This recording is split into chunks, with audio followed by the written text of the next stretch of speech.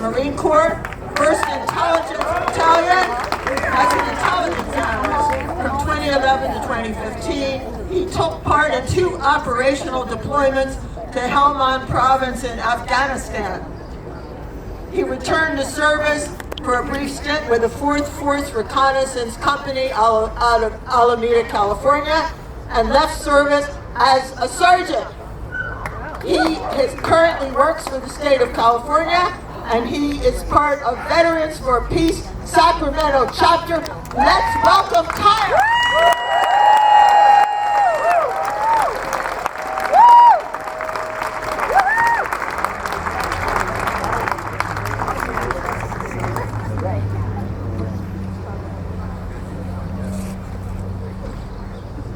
Hi, good morning everyone. How are you guys doing today? Alright, so I drafted a speech here, and this is my first time speaking in front of everyone here. Usually when I would do briefs, it would be more brief and less people, so give me some leeway here. But good morning, my name is Kane. I am a member of Veterans for Peace, which is a non-profit organization dedicated to ending wars. Wars that solely line the pockets of businessmen through the siphoning of our taxpayer dollars. I was a sergeant in the United States Marine Corps and an intelligence analyst, and did 2 tours to Afghanistan in 2012 and 2014, Helmand Province. Thank you.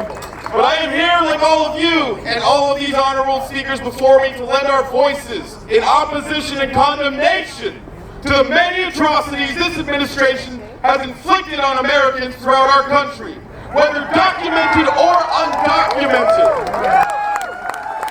as well as the atrocities they have brutally laid upon the citizens of the world.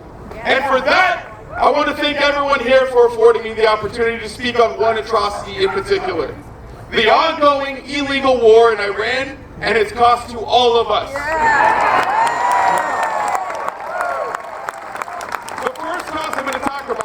Is the financial cost of war.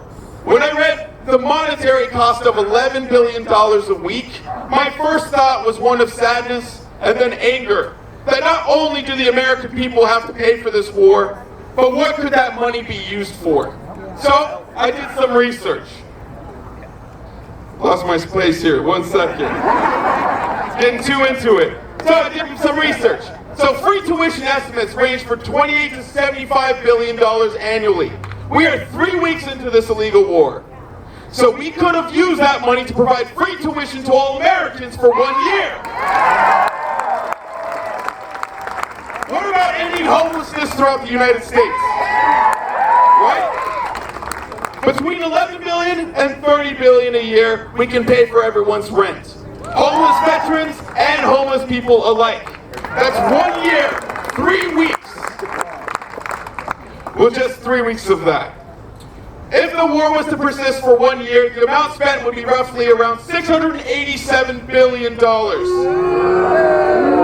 which would be able to eliminate the income tax of all American households making under $150,000 a year. Think about that. I don't know about you guys, but I don't make $150,000 a year. Would like that extra money. These thoughts further led me to think, who is actually profiting from these wars? Not everyday Americans like you and me. No. The military-industrial complex are the ones who benefit from the blood, sweat, and tears of all of us. And that's a fact that should not be forgotten.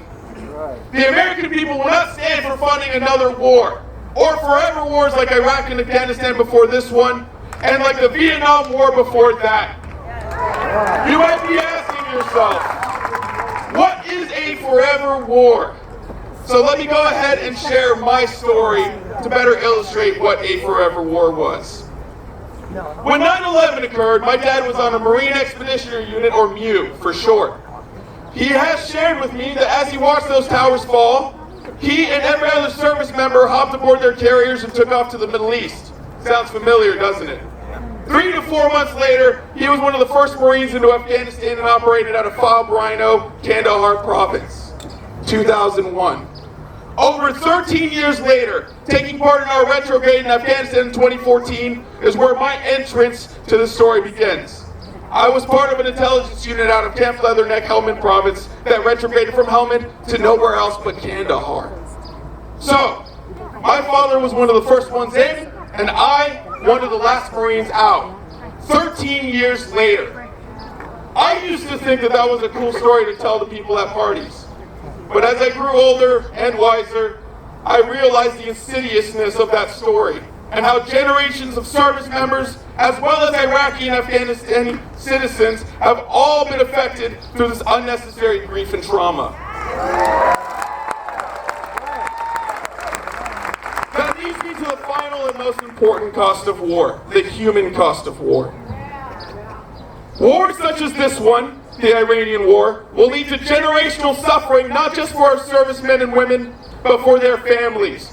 To the sons and daughters that will never know the joy of growing up with their moms or dads. To the brothers or sisters who can never be there for their siblings again.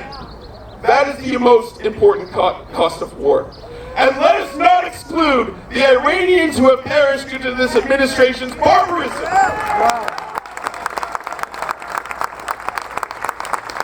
Upwards of 170 school children and many, many more.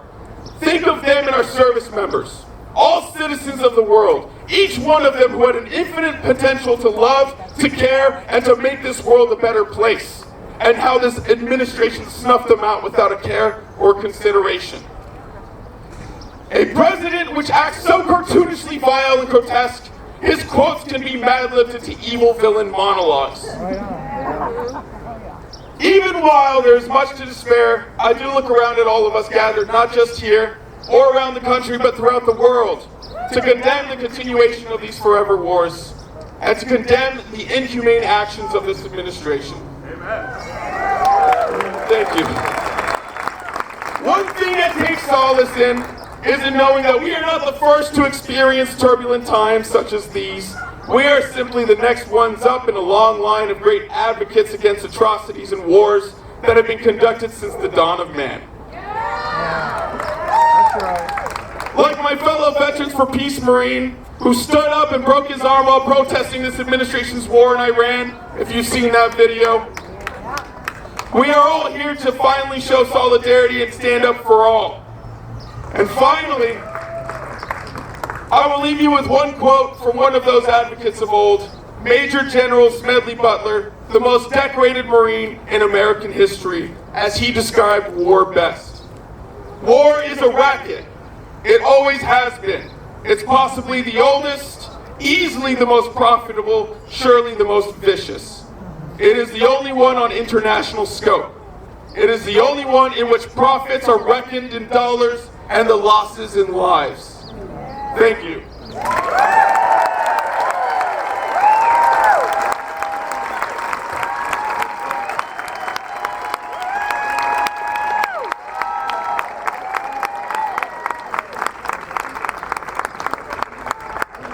Wow, that was amazing. Thank you so much to all of our speakers. I was inspired, informed, and moved. If you were too, let's give them a round of applause. And yell out, "No Kane! No Kane!" All right, everyone, I know you're fired up and ready to go. I am too. But let me give you some important quick instructions before we move. I'm first going to ask our crossing guards and route directors to start moving into position, and people holding the signs that they know they're assigned to, start collecting your signs and making your way down before all of us go down.